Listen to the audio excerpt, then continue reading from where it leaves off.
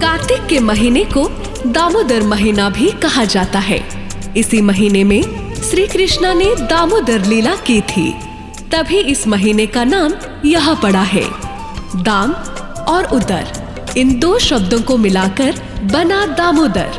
दाम का अर्थ रस्सी और उदर का अर्थ पेट। बाल कृष्ण का पेट रस्सी में बंधे होने के कारण उनका नाम है दामोदर। आइए जानते हैं श्री कृष्णा के बाल लीला की यह कहानी। एक दिन की बात है, माँ यशोदा माखन फेंट रही थी। इतने में कान्हा वहां आ पहुंचे और माँ के पास कहने लगे, मुझे भूख लगी है, पहले खाना दो फिर माखन फेंटना। कृष्णा को रोता देख यशोदा माँ का मन पिघल गया। वह रस्सी को छोड़ बैठ गई कान्हा को अपने गोद में लेकर। कान्हा को वह दूध पिलाती रही, पर उनके पुत्र का पेट ही नहीं भर रहा था। यशोदा भी कान्हा का सरल और निष्पाप चेहरा देख सब भूल जाती थी। उधर यशोदा ने रसोई में दूध चढ़ा रखा था। पुत्र स्नेह में वह बात वह भूल चुकी थी। जब उफनता दूध आग में गिरने लगा, जलने की गंध आने लगी, तब जाकर यशोदा को इसका ख्याल आया। कृष्णा को गोद से उतारकर नीचे बिठाकर वो चली गई चूल्हे से दूध उतारने के लिए। नीचे बैठने के कारण कृष्णा को गुस्सा आ गया। उनकी आंखें लाल हो गई। यशोदा को अपना क्रोध दिखाने के लिए वहां रखे माखन की हांडी को तोड़ वे उसमें से माखन खाने लग गए। कुछ समय बाद लौटकर यशोदा देखती है कि माखन की हांडी तोड़ा गया है, पर कान्हा वहां नहीं थे। यशोदा को पता चल गया यह कान्हा की ही हरकत है। वे कृष्ण को ढूंढने लगी। ढूंढते ढूंढते यशोदा ने देखा कृष्ण बंदरों को माखन खिला रहे थे। कृष्ण को पकड़ने के लिए यशोदा दबे पैरों से पीछे की ओर से गई।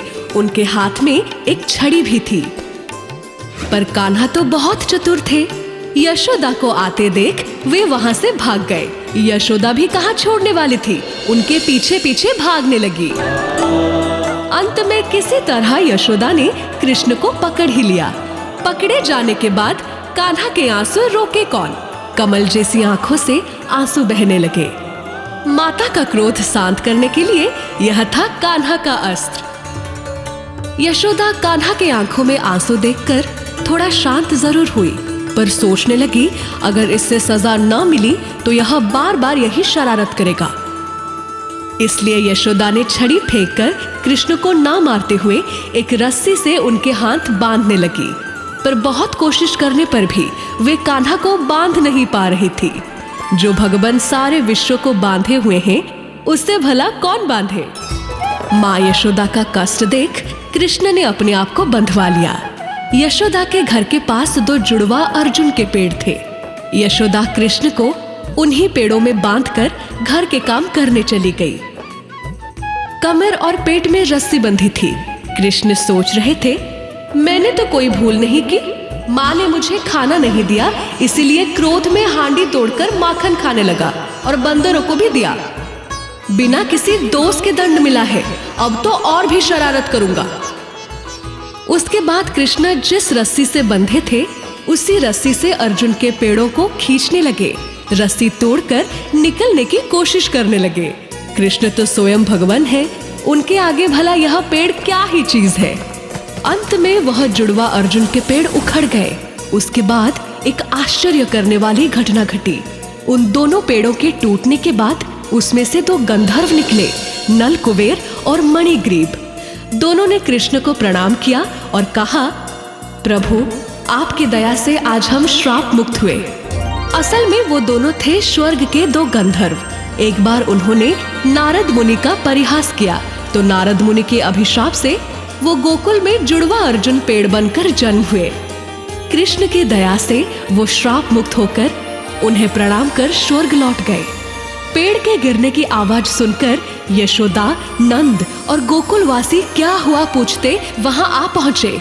उन्होंने देखा बिना किसी तूफान या बारिश के भी बिना कारण के दोनों पेड़ टूट गए हैं। सबने सोचा यह शायद किसी दुष्ट राक्षस का काम होगा। कृष्ण वहां खड़े होकर चुपचाप हंस रहे थे। यशोदा कृष्ण को देखकर उनके पास दौड़ के आ गई। और उन्हें गोद में लेकर सहलाकर पूछने लगी, मेरे लाल को कुछ हुआ तो नहीं? कृष्ण को ठीक देखकर यशोदा को चैन आया। वास्तव में इस कहानी से हमें यह शिक्षा मिलती है कि भगवान को सिर्फ भक्ति और प्रेम की रस्सी से बांधा जा सकता है और किसी से नहीं। बाल कृष्ण की इस गोकुल लीला को याद कर आज भी कार्तिक के महीने में हम दामोदर की पूजा करते हैं और कार्तिक के महीने को दामोदर महीना भी कहा जाता है। जय श्री कृष्ण।